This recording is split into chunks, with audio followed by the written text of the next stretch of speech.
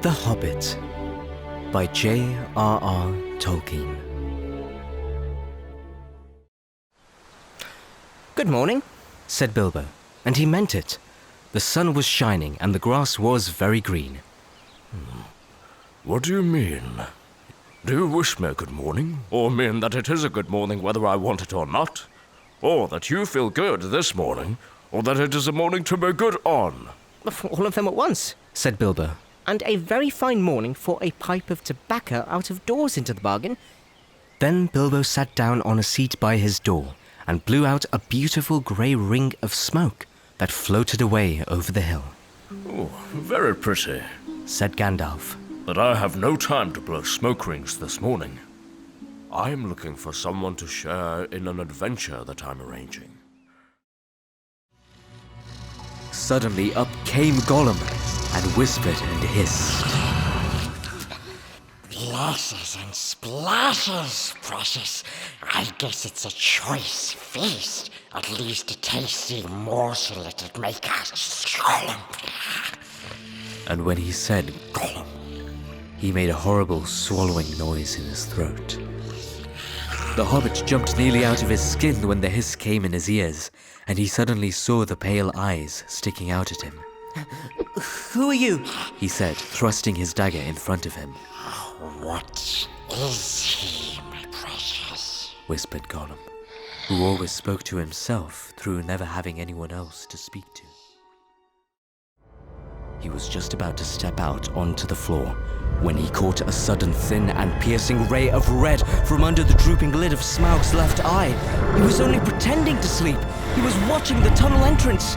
Hurriedly, Bilbo stepped back and blessed the luck of his ring. Then, Smaug spoke.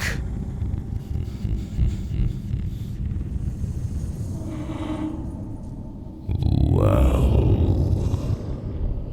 thief, I smell you,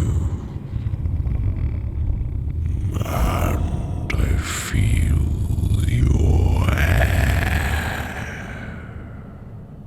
I hear your breath.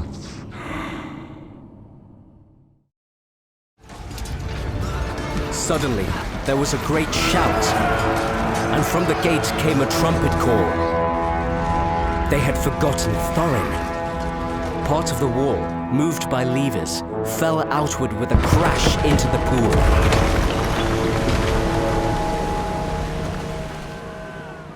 Out leapt the king under the mountain, and his companions followed him. Hood and cloak were gone. They were in shining armor, and red light leapt from their eyes. In the gloom, the great dwarf gleamed like gold in the dying fire. Rocks were hurled down from on high by the goblins above, but they held on, leapt down to the fall's foot, and rushed forward to battle. Standing near was a huge man with a thick black beard and hair, and great bare arms and legs with knotted muscles. He was clothed in a tunic of wool down to his knees, and was leaning on a large axe. The horses were standing by him, with their noses at his shoulder. "Ah, here they are. He said to the horses. They don't look dangerous. You can be off." He laughed a great rolling laugh, put down his axe, and came forward. "Who are you and what do you want?" he asked gruffly, standing in front of them and towering tall above Gandalf. "We have the honor to remain yours deeply, Thorin and company. That leaves you just 10 minutes. You will have to run."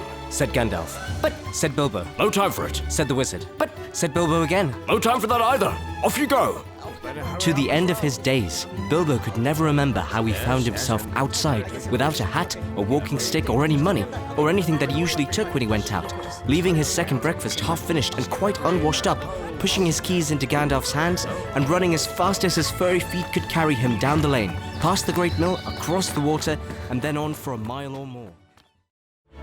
Bilbo rushed along the passage, very angry, and altogether bewildered and bewildered. This was the most awkward Wednesday he ever remembered. He pulled open the door with a jerk, and they all fell in, one on top of the other. More dwarves, 4 more. And there was Gandalf behind, leaning on his staff and laughing. Singing of the dwarves in the deep places of their ancient homes. And this is like a fragment of their song.